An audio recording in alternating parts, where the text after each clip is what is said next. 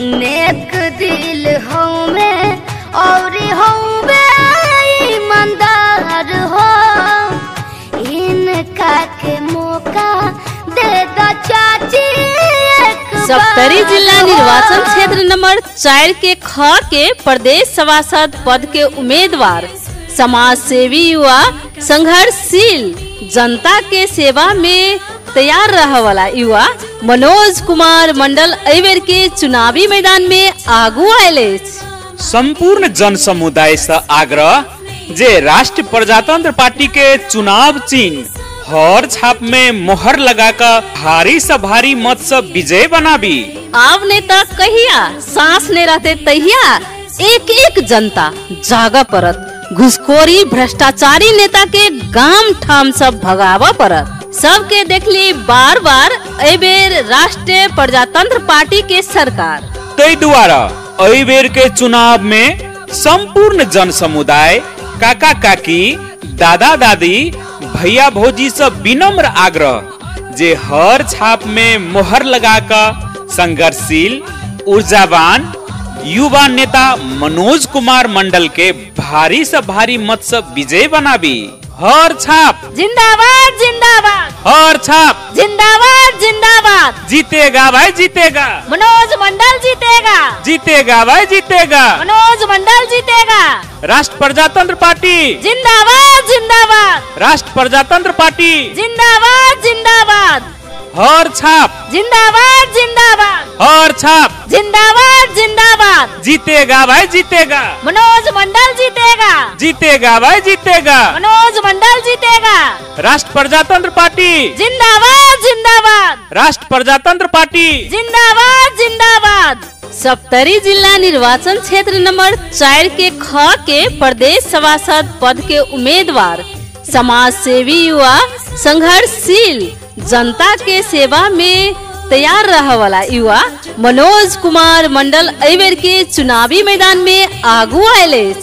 संपूर्ण जन समुदाय से आग्रह जे राष्ट्रीय प्रजातंत्र पार्टी के चुनाव चिन्ह हर छाप में मोहर लगाकर भारी से भारी मत से विजय बनाबी। आव नेता कहिया सांस ने रहते तहिया एक एक जनता जागा परत, घुसखोरी भ्रष्टाचारी नेता के गाम ठाम सब भगावा परत। सबके देखली बार बार एबेर राष्ट्रीय प्रजातंत्र पार्टी के सरकार।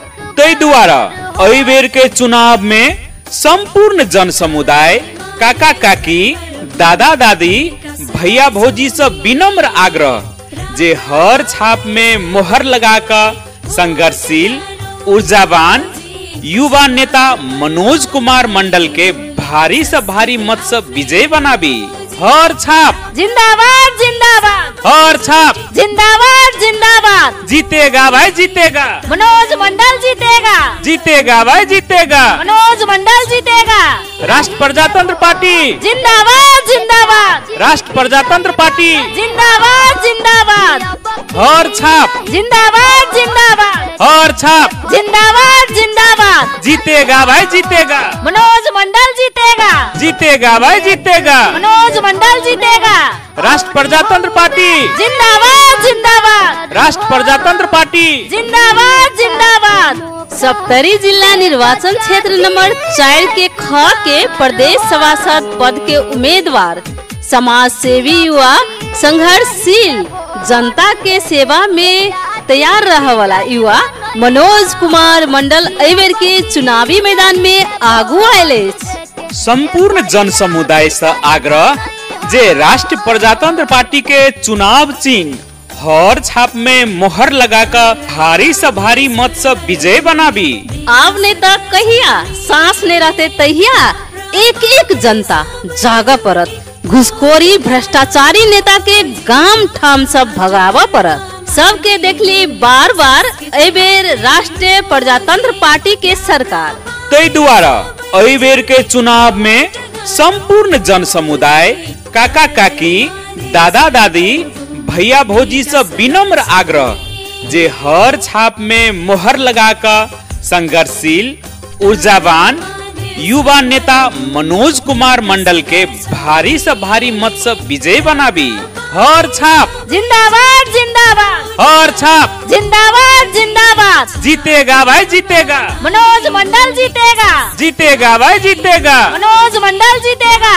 राष्ट्र प्रजातंत्र पार्टी जिंदाबाद जिंदाबाद, राष्ट्र प्रजातंत्र पार्टी जिंदाबाद जिंदाबाद, हर छाप जिंदाबाद जिंदाबाद, हर छाप जिंदाबाद जिंदाबाद, जीतेगा भाई जीतेगा, मनोज मंडल जीतेगा, जीतेगा भाई जीतेगा, मनोज मंडल जीतेगा।